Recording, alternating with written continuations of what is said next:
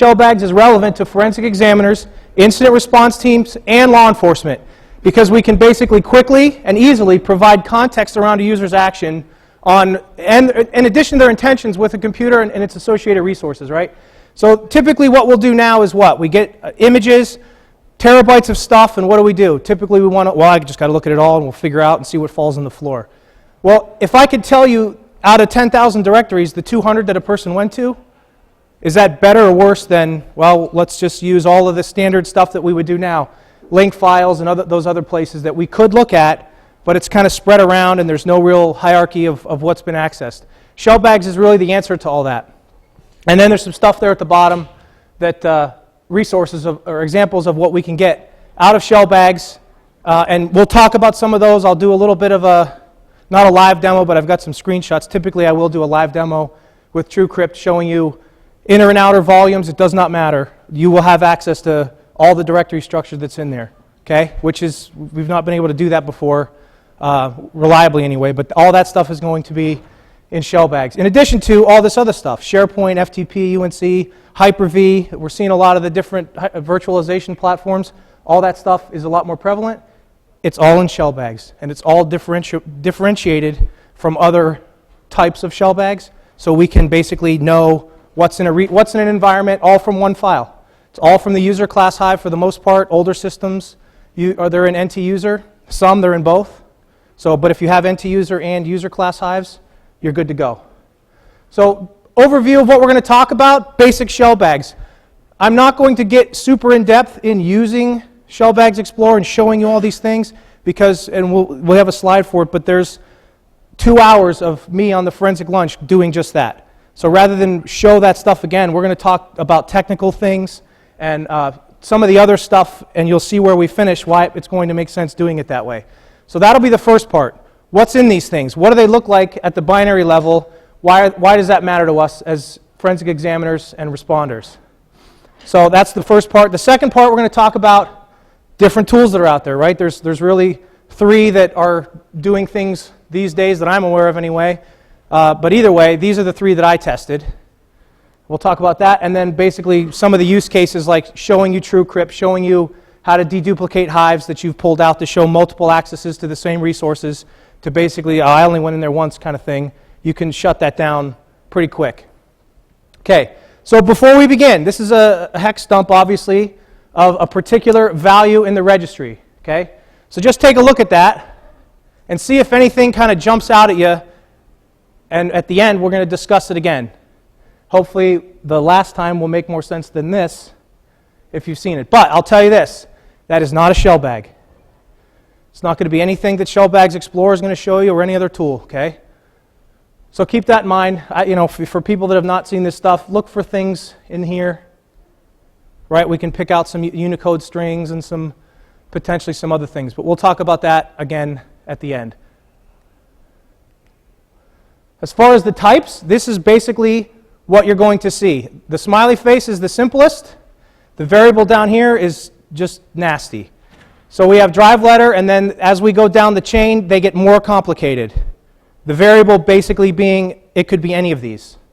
I don't know why Microsoft did it that way, but they did. So the variable one tends to include the capabilities of some of these other ones. I don't know exactly the rhyme or reason when they'd pick this over that, but nonetheless, there's a certain identifier that identifies these variables. As far as the commonalities between all the different kinds of ShellBags, there's really only 2 fields, the size and the type. Those are the things that will be the same regardless of the ShellBag entry, shell item, whatever you want to call it that you're looking at, okay? So you've got your 2 bytes, that's your size, and then you've got some identifier that's your type. There's several common data structures that we're going to talk about today, and you'll see these are kind of the building blocks of everything that are in ShellBags and in some other places that you'll see toward the end. The first one we want to talk about is serialized property store. The second one, extension blocks. Both of those are going to be critical in understanding not only what's in ShellBags and being able to make sense of looking at them at the hex level, but as we go toward the end, the part from the beginning is going to make a lot more sense when you see these things. So what are they for? What do they look like? That kind of stuff.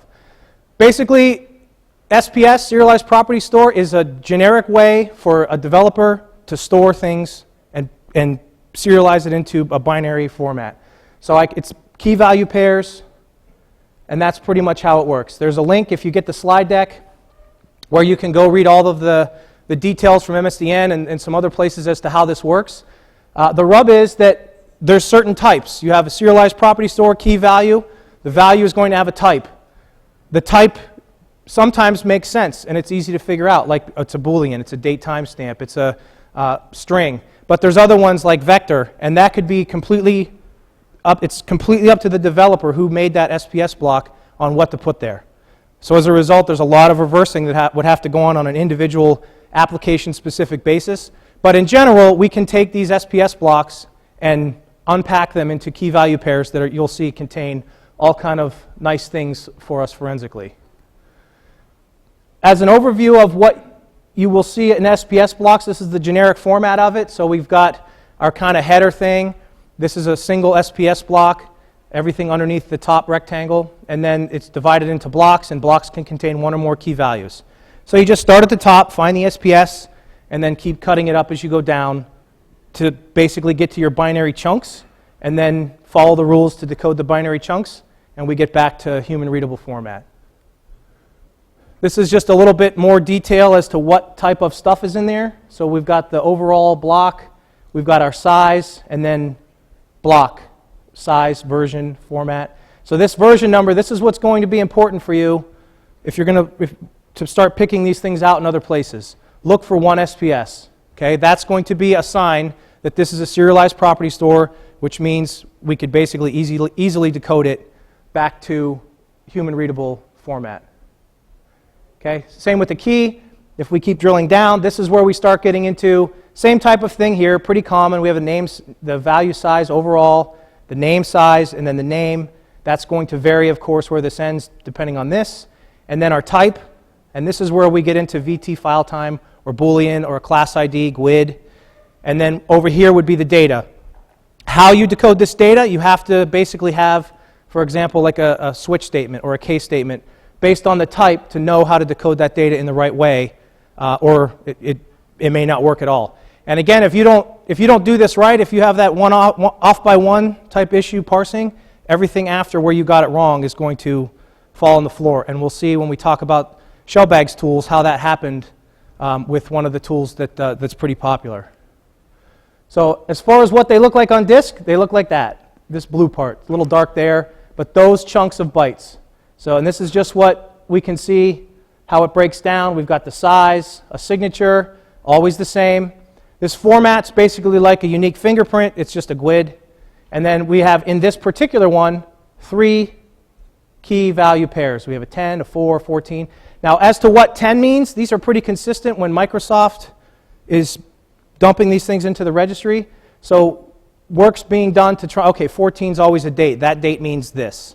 So those are the kind of things where there's still research to be done, is to figure out what the key identifier is to point to the value. But we could still see dates and times. We could still see directory names and other things in there relatively easily. And depending on the application that put the ShellBag in there or how it was put in there, you can get all kind of crazy things.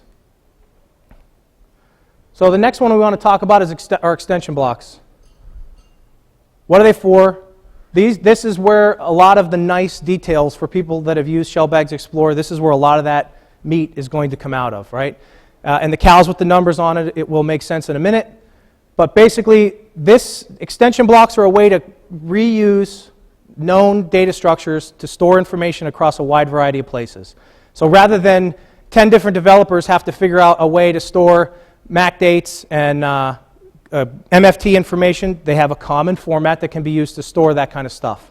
So that's what extension blocks are. They can do all kind of things between holding MFT info, generally with GUIDs or other shell items. So you have basically like a Russian doll type thing where you have ShellBags inside of ShellBags inside of SPS blocks and so on.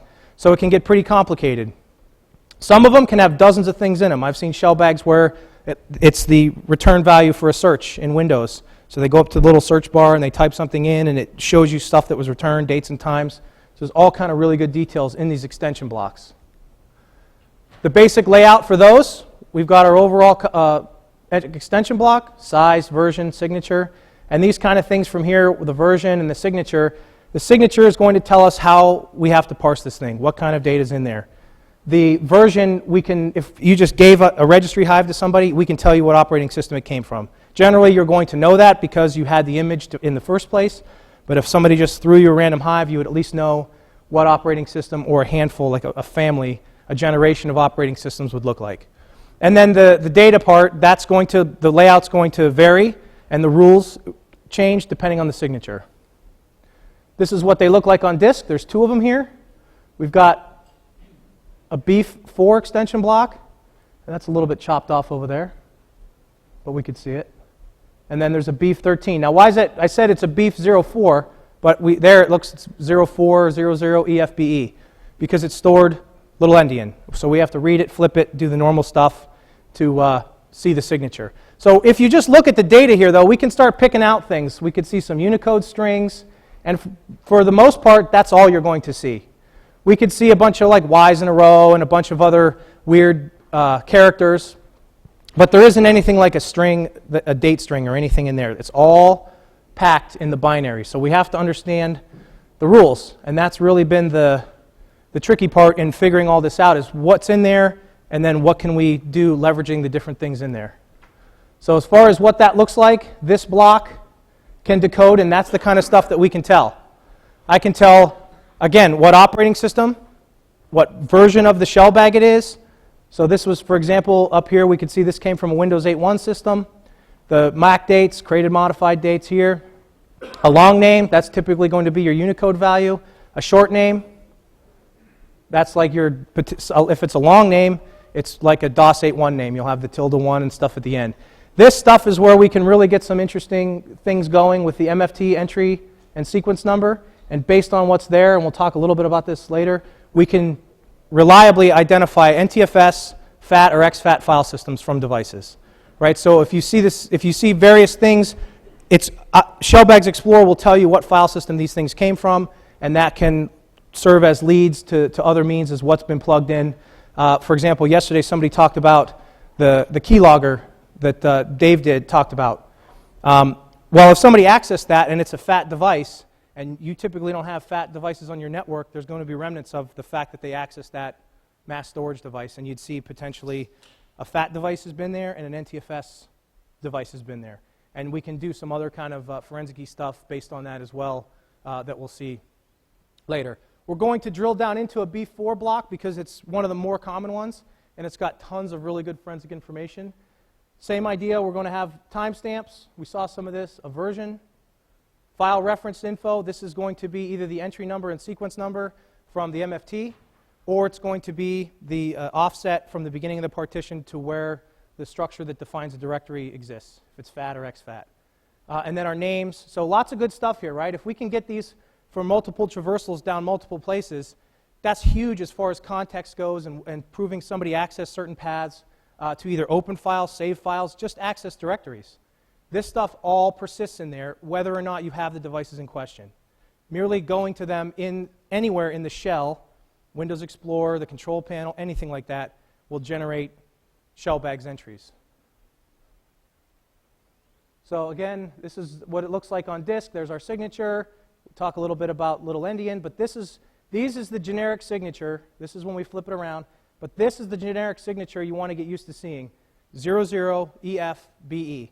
If you see that in hex somewhere in the registry as you're browsing around or you're doing searching, that is a known structure that we can easily rip apart and give you all the context that we've already talked about, dates, times, MFT information, and so on. Keep pointing at the wrong direction. There we go. So here's another example, a little bit different with coming off of a FAT directory. So things are going to change a little bit, right? Because our resolution's not the same. A FAT timestamp has no minute, second, it's down to the day, and it's in the case of the last access, right? So we can generalize and make decisions because of the resolution of the last access timestamp, whether or not it's NTFS or FAT. So we can see here we have our FAT date, 2 groups of 4 bytes. We can do some math. You can either use a tool like Decode, or of course ShellBags Explorer can turn that around for you as well. Now, generally when it comes to FAT timestamps, how are they stored? Why do FAT timestamps aren't really, we don't like them that much?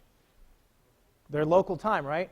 But Microsoft did us all a solid. When they generate FAT times, they convert it to UTC before they store it. So that lets me, from an automation perspective, take all these timestamps that we get in the registry and convert them to any time zone that you want, so that everything's not, well, this is local, but this one's not.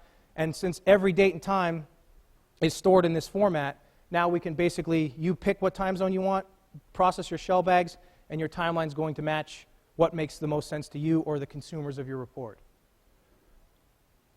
So as far as exFAT versus FAT, we've got things, the differences are going to be, we will not have a sequence number. You'll have that entry part, but of course it's not an MFT entry, it's that offset to the disk, okay? And so again, the other thing, that's the top part here, we're only going to have the one. The second with exFAT is the timestamp. They fixed it, they gave it more space, so now we get that resolution. So if we see only an entry number, we know it's either exFAT or FAT. Now I can look down here and I say if minutes and seconds and milliseconds is not 0, it's exFAT, okay? And so that's basically how things work under the hood to automatically tell you all those things. So this is pretty much a summary of what we just talked about.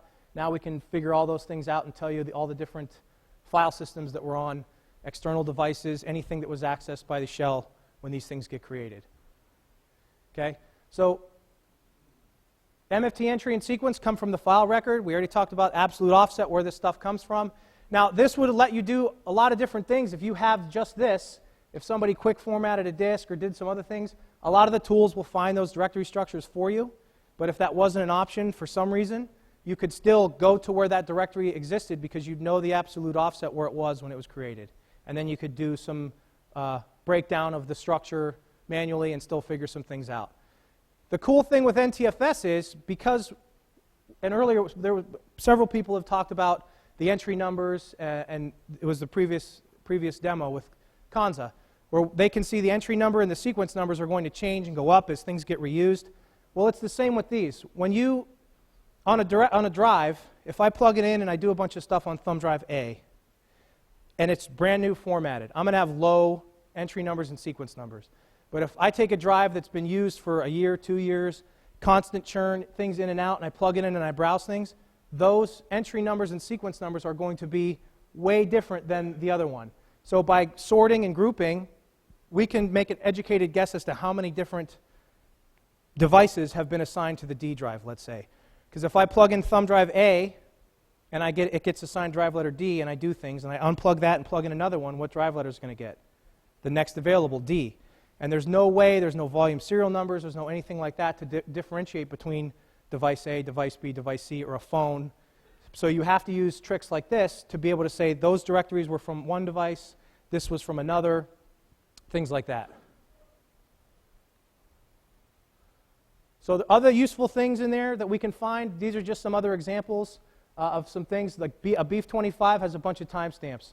3, 0, 19, bunch of GUIDs. And the GUIDs map back to folder names, my computer or the control panel or categories, things like that. So there's a list of over 300 GUID to human format in ShellBags Explorer, so you're not going to get back these weird GUIDs. You'll get back what it actually means. The other thing, for people, if you've ever deleted something in the recycle bin folders, opened up the recycle bin, and then you double-click it, it brings up when it was deleted and all those kind of things. That will create a Beef 08. So we can show people going into the recycle bin and doing things like that. There's all kind of neat things that get generated in interacting with those as well. So as far as now, we're going to go back to the beginning of that flow chart and talk about the simple structures, work our way to the more difficult ones, and then switch gears into tool comparison. So this is what our drive letter looks like. Super simple, right? It's just a string, C:\\. Very, very straightforward. And you get these like at the top level under my computer. That's how things are going to be routed. It's going to be a 02F as far as your type goes. The next one, control panel categories. Whatever's at offset 8 determines what kind of master group you can see in the control panel. So if you have it set up that way by default, you've seen these names. And then you go inside that category and you got a bunch more options to create accounts, to delete accounts, to rename accounts. All that stuff in ShellBags. I'll show you people going in and creating new accounts. You could see people doing all those things, interacting with the system, changing their program associations. It's all in there. Okay, next one is control panel GUIDs. So this has, again, a different identifier. We pull the 16-byte GUID, you flip it around. For example, that nasty GUID we know is the action center. Okay, so now you don't have to sit there and Google 4,000 GUIDs to try and figure out what people were doing. It's going to map it, and even if there's GUIDs that ShellBags Explorer doesn't understand, it will tell you. Hopefully then you report it to me, I figure out what it is, and we add it to the tool. So this tool will basically report back to you things that it doesn't know in an effort to improve it and keep building on the capabilities of it. The next one is a root folder GUID. So kind of the same idea, it's still a GUID, still maps back, but it's got a different identifier and those kind of things. And that's where we're going to get things like My Computer, Recycle Bin, default look programs, and those sorts of things. Directories, these are the ones that you will see the most of. So you will get used to seeing 31 in hex. If you're looking through the registry or any other kind of viewer for these things, 31 is typically what you're going to see. There's also a variation if it's got some other weird things, but it will always start with 30, 31, 35, whatever. We've got our last modified time in there, our primary name, and then we're going to start seeing these B4 extension blocks, and you'll see that, the signature right here. Right? So right away, even if you didn't know the rest, once we're done with this, you see that B04, you will know the kind of information that you can get out of that for your advantage. Okay? That chunk of data decodes to all that information, right? So we know the short name, the modified date, what kind it is, the full path, the slot numbers, all these different things. There's our block as a chunk. There's our entry and sequence number. All these things are going to be in there for you to then move in whatever direction you need to based on what you find here, if that's relevant to your exam. Another one that's really cool is I do a lot of work with child pornography investigations, and one of the questions that we always ask in an interview is, I want to know, I want every single piece of child pornography in this house. Have you ever burned it? Have you ever copied it to another device? Have you ever done anything to move it from this machine? And of course people say no, whatever, but if people burn things to disk and then access those, you burn a bunch of stuff to disk, you put in a bunch of hacking tools on a CD, and you go in there and you navigate the file system, I can tell you that they navigated and accessed things off of optical media versus fixed disk, because it has a different signature and there's some other information in there that will be able to do that. So you'll see it's got a different icon. The OGM is what we're looking at here. So you'll know this particular drive letter, optical media, at least at one point. Right? So now we could start making some other decisions. What kind of directories were accessed off that optical media? Did they copy a bunch of files, burn it to disk, and then what do you do when you burn a disk? Take it out, put it in, navigate, make sure all the stuff's there, everything went okay. You just created ShellBag entries that exist forever. Okay? So very, very useful. Files, if you go and navigate through a zip file, like use Windows, the default would be you click a zip file, and what does it do? It kind of acts like a folder. It goes in and shows you all the directories in the zip file, and you keep drilling down. All that stuff will be stored, and this is one of the exemptions to normal things. You typically don't see files in ShellBags. In XP you did, but not in Vista and newer. But if it's a zip file, I can show you stuff that was inside of it. A lot of times you'll see the B4 block again. Once you go into these things, you're going to see that type 31 type structure and so forth that's going to be stored in there, but we could tell what file name it came out of. Folders inside of zip files. Here's an example of that. So down here, you could see I went to the SIFT workstation directory, and then John the Ripper, and I just navigated down into the run folder. All that stuff is going to be kept in the ShellBag keys forever. A lot of times there's a last access timestamp, but occasionally you will see NA in there. It'll handle it both ways. You just won't have it, of course, if it's not there. Network resources. This gets us kind of the lateral movement type stuff. If people are trying to hit other machines on your network using UNC paths, and a bunch of other stuff you'll see as well as we get into some of these things. Up here is an example of a SharePoint resources being accessed. There's a particular machine, FTP. We'll get into those a little bit as well. So you can see the resource name or the IP address does both. It's treated the same. And then where they went on a remote system. Okay, pretty nice. UNC path. The other thing that you'll get in these kind of entries is access to Hyper-V stuff. So if somebody were, for people that have played with Hyper-V, you can put the Hyper-V management tools on your system and then remotely manage it. Add new VMs, and when you say browse, you're browsing the other file system that's on the Hyper-V server. All that stuff will be captured in the local instance. FTP, this is pretty cool if you use, for people that are still doing FTP with, from like IE or anything like that, you'll be able to see the host name. If there's a username, you'll get it. No password. That's about the only thing not in there. Connection time, all that stuff. And again, everything we're showing is fully decoded, fully understood. You'll be able to leverage all this against either a live machine or offline hives, pretty much in exactly the same manner. MTP, so this is going to be what? Phones, tablets, things like that. If you plug that in, it's going to have a different signature, and we'll be able to determine if it's a volume or a file entry. We've got basically the same thing. I'm not going to unpack a lot of these particular ones because there's a ton of stuff, and there's just a lot of information in there. So look at it on your own. If you've plugged in a tablet or a phone, you'll be able to differentiate that. All of these things have different icons, so you'll get the model of the phone. And if you don't know what that is, who would? Google, and you'll know it was a Samsung G5, whatever the case is, to be able to, okay, have we found this? They've done that. They've accessed the folders for pictures on their device. All that's going to be kept in here. Here's our variable block. That's all the stuff that could be in a variable block. So when you run into a variable block, you have to basically look through things as you go and figure out what it is, because it's everything. It's terrible. That was by far the hardest one to reverse and figure out what was going on. So that's the basics. We went from easy to difficult. Yes? Mm-hmm.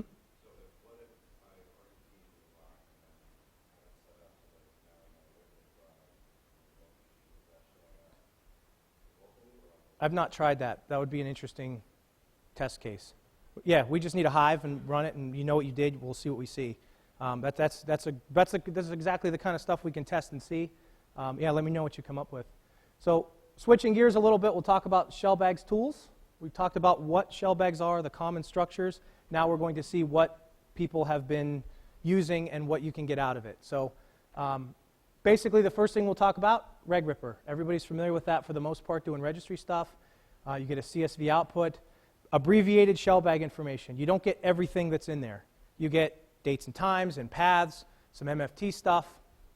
The nice thing about Reg Ripper, if it doesn't know what to do, it tells you.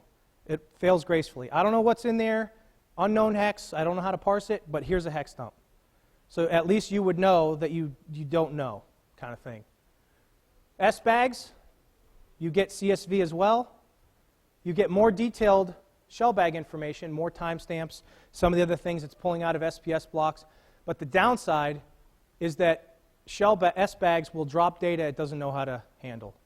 So if it gets one of those weird things, it just doesn't tell you, right? So if there's 1,000 ShellBags and it didn't know how to process 900 of them, you'd think there's only 100 here, okay? ShellBags has a command line version, TSV, tab separated, more or less the same thing. Tons of detailed information in there, including the first and last explored, the extension block info, the file system stuff, all the things we've been talking about are going to be in there. There's also a GUI component. This is primarily what people will use to browse these things. Why? Because the previous 3 slides, what did we have? A giant list of 1,000, 2,000, 3,000, 4,000 entries with no context or correlation between them. And to try and explain to a jury or a lay person, anybody, well, I found the relevant artifact at bagMRU \0 \4 \1 \9, as soon as you said backslash, they stopped listening. So if you can instead expand out the relevant directory structure here and take a picture is worth at least 2 backslashes. So you can see in context everything that they've done. And now think of, we're seeing all this activity, but that's reality as far as where I've gone on a file system, on my computer. There's no junk there. I don't have to go and wade through the 99% of things that no one ever touched. And if I'm looking at a computer for a forensic exam, I want to know what a user did. So let's start here, get this kind of information, and let this kind of detail drive us down the rest of the road to see what's relevant, what's not, et cetera, et cetera. So you can just see some of the other stuff. And again, there's full manuals, 2 hours of forensic lunch stuff to see these things. We're not going to go through all this. Get the slide deck, and you can see this just compares 8 test cases, the number of bags that each tool found. This is the problem right here. You could see this particular test case, 116 bags were just lost in the wind and not reported to you. Okay? Same with these other ones. There was only one, and it's a very small sample set where what was in there actually came out. Okay? Reg Ripper, on the other hand, always the same. Good. And there's a key down here, right? You can get into some of that stuff. So early February this year, I emailed TZWorks and said, hey, this is what I'm seeing. Here's some hives. They came out with a new version. Now the counts match, which is good, right? Now we're not losing any data. We get 10 in, we get 10 out. But there's still a problem. And you'll see, this is just an example. We can see the counts are the same, all that kind of stuff. There's still some areas right here. You could see the asterisk because we're missing Hyper-V related data. This is what ShellBags Explorer will show you for this particular test case.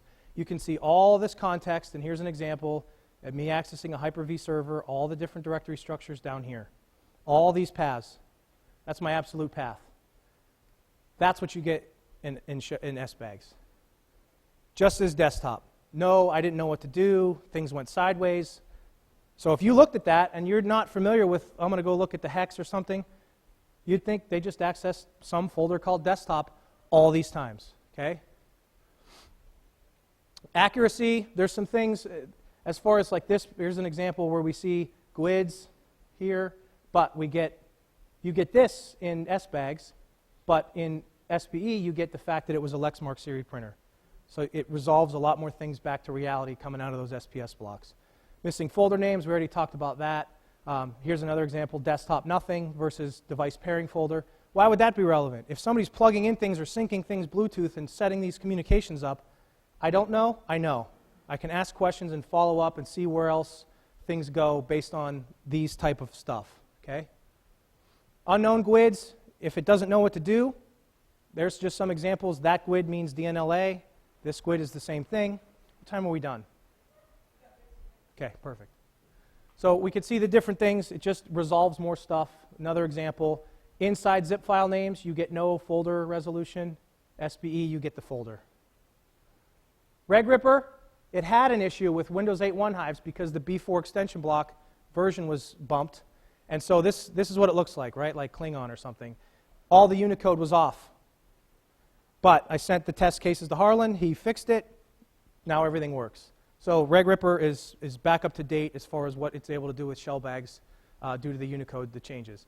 It's just some final thoughts here. It's not up to me as far as the testing goes. It's not up to me to decide what's relevant and tell you. That's the first thing. I'm going to give you all the data and you make your own conclusions about it. The second point, I think in general for all forensic tools, it's better to spectacularly fail and tell you than to just be like, we just won't say anything and see what happens, right? So always bad to not know. I'd rather tell you I didn't know what to do, I'm sorry, than everything went great and you missed the key piece of evidence. And then just without access to all the stuff, how are you going to know?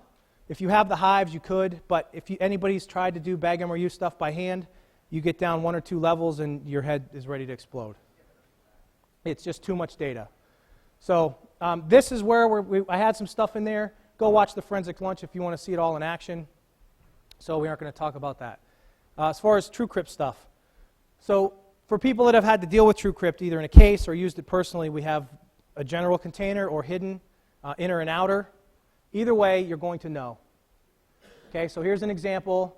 And again, you can go in and unpack these things more with the slide deck. But essentially what we can do is now show, see these MFT entry and sequence numbers? This is for one particular device, outer, but it's still the V drive. I come over to here to the V drive. I've got a separate outer and an inner. You can see see right here, how much higher the MFT entry numbers are. So now I can start differentiating between different things. And how would I know what drive letter TrueCrypt was mounted on? It's in the config file, right? We can tell, oh, V, or there's some other ways you can look in the registry and you'd know as well. But now I could potentially tell, either way I know what folders are inside there. But I can still differentiate people. I don't know, that's the whole point. Here's my password. It's my tax returns. Well, if I can go into ShellBags and pull this and show that there's 2 different file systems potentially based on the MFT stuff, because they put everything continually in the inner container, now we can start at least asking about that. Okay. ShellBags Explorer, the command line version, can dedupe things. So you pull out 10 user class hives from volume shadow copies or whatever, run it through this, and it will basically give you all the unique, based on the signature that you can look at right here, all the unique accesses to different places. So you can show people going into the same directory multiple times, as opposed to, well, I did, but I went in there once and never again. If you've got 10 hives, you could potentially show 10 different times. MRU positions, last access timestamps, all those things are going to be available in there. Okay?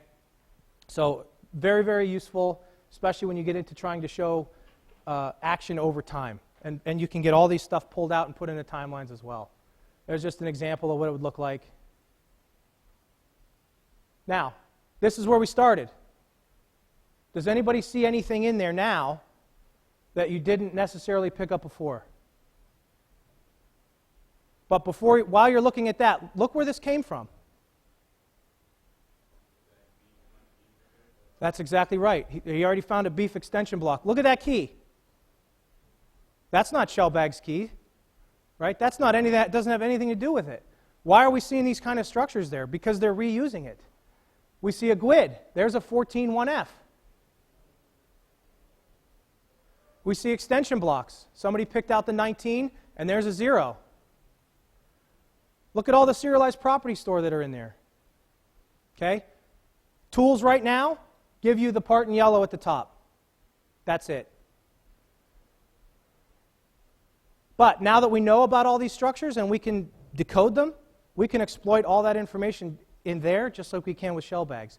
This is a small subset of what that key looks like decoded. And the more interesting things are in bold.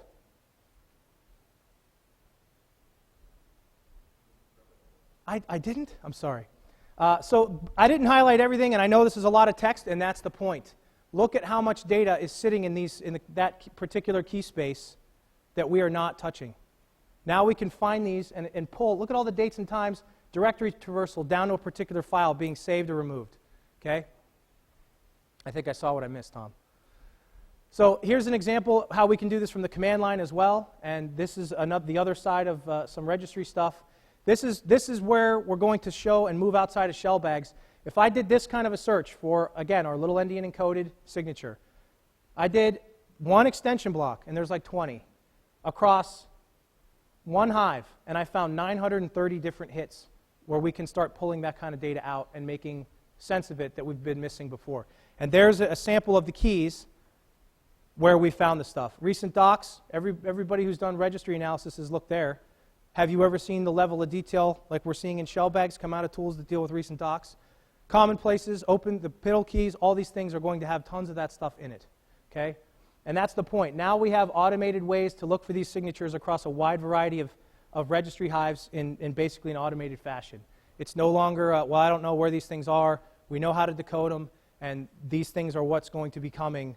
Again, down here, SPS blocks, same kind of results. So there's tons and tons and tons of information that we can use in context. Questions? This is ShellBags. That's everything else that we're not touching yet. Okay? So that's where I want to finish is, this isn't just about ShellBags. These are common structures used in a lot of places that we're just starting now to get into and perform and be able to pull out and use. We can create tools like ShellBags Explorer, but for the common dialog keys, and see all that kind of level of activity in and out that we just didn't have access to before. Any questions?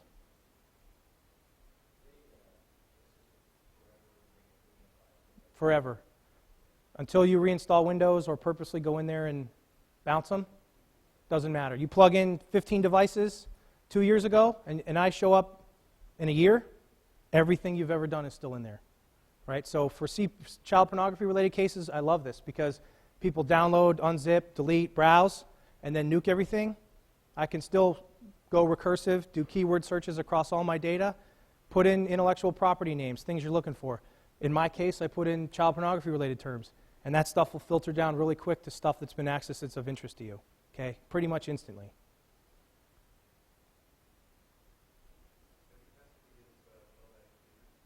I haven't. Yeah, I'm sure there's some, if there's tools out there that will delete that, great. But I use my own registry code on the back end, which can fully recover deleted values and keys and reassociate them where they should be. So unless somebody deleted it a long time ago and things were reused, it would still find those. If you deleted it 10 minutes or as I'm walking in the door, it'll still find it when we run it, because I'm pulling all the deleted everything.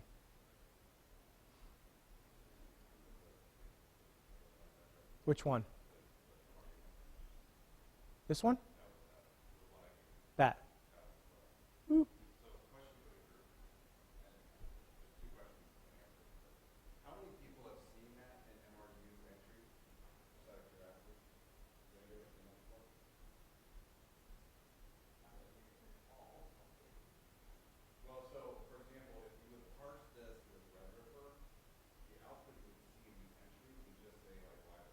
This part, remember the GUID?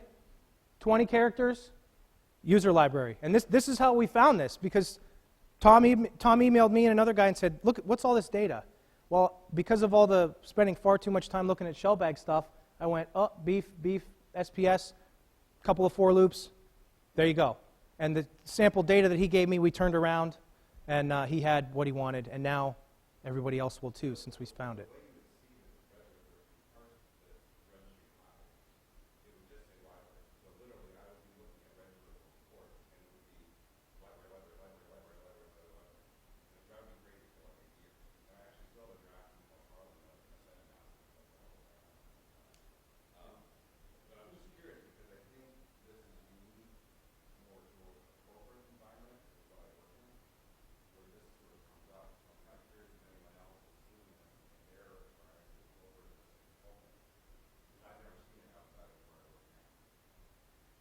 I use different hives when I did the search for the 900 and whatevers.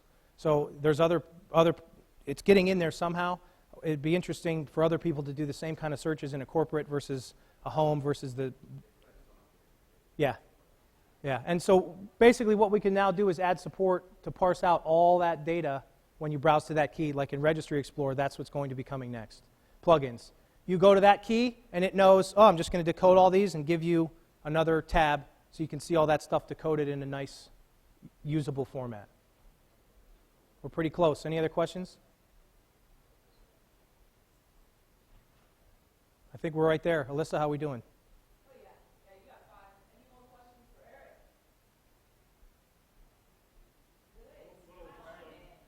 What? Yeah. Well, let me take my last 5 minutes and how you can get these. It was on the first slide. Binary 4A. If you just Google that, you'll come up to it, but it's blogspot.com. That's going to have all the Registry Explorer, ShellBags Explorer, RECMD, so you can start doing these things. You know about SPS blocks. You know about extension blocks. You can find those instantly, just by from a command line level, search recursively across every registry hive in your case. Export them out, maintain the directories, and you can search all those at once to see where this other kind of data lives. And then, as I mentioned, going forward, the next release is going to have plugins that will do all that heavy lifting for you. But at least now you know there's a lot more to these things than a lot of times the tool's telling you. Okay? So hopefully it's of value to you. If you've not used ShellBags in your cases, don't maybe get to it kind of if you have time. Start there. And it's going to save you a ton of work because you will know. Here's the last thing. I like to tell, when I train law enforcement people, if I told you to look me up in a phone book, or I want you to figure out, I went through a phone book and I highlighted 10 names, and I want you to find it. What could we do? I could start at the A's, right? I'm going to just track down every lead. I'm going to go through the thing. Oop, found one. But what if somebody said, hey, I got a trick for you. Here's the pages where he marked stuff. That would be really useful, because now I can go right to the pages where he was, where you accessed and you highlighted the names. That's ShellBags for forensics. It's where he went and what he interacted with and when. Okay? The last thing to keep in mind is ShellBags, if you access the same thing, once they're in there, they don't get updated. Right? So if I have C:\temp\Eric, and I go in there, it's going to get the timestamps from that initial point. I can tell you you went in there more than once, first explored, last explored, but the MFT entry number, the dates, times never get updated in the ShellBag stuff. Okay, so just keep that in mind. Read the manual, full manual is included with all that stuff, and it'll kind of unpack a lot more of this. There's more slides in this deck that are hidden, so get it, and it will unpack a lot of the stuff we had to whip through in explaining each chunk of the blocks and everything else. Yes?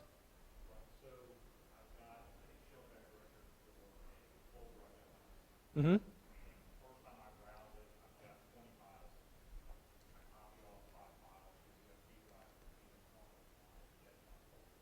Out of the folder, the files. Okay?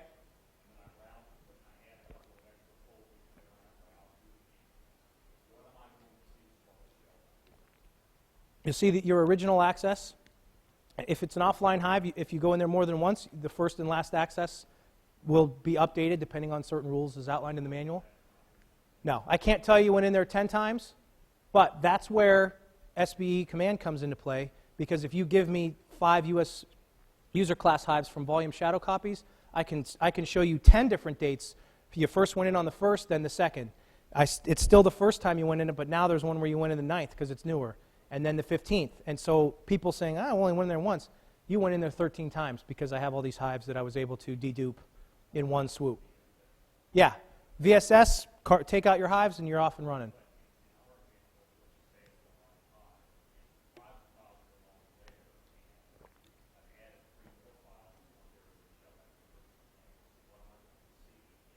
You won't see any files in the ShellBags, only zip files if you've accessed them. ShellBags is only directories, it's no files. So if you had 10 files in a folder and we're looking at the files or accessing them, deleting them, there's no record of that in the ShellBag. It's only directory access. But if you create directories and drill down and then delete and then put some more, you'll continually see that access in the ShellBags underneath your original desktop directory.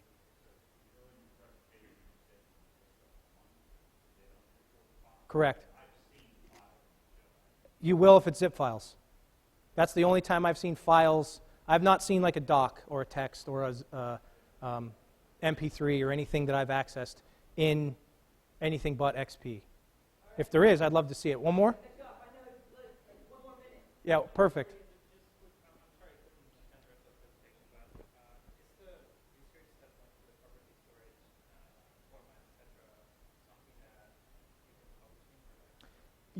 I'm going to pull all of the SPS and beef extension block parsing out of ShellBags Explorer and put it all on GitHub. So it'll be separate modules where you basically give me an array of bytes and you get back an object. So all that will be on there. Yeah. And we work closely together on this. Yeah. Yeah. Is that it? That's it. All right. Thank you.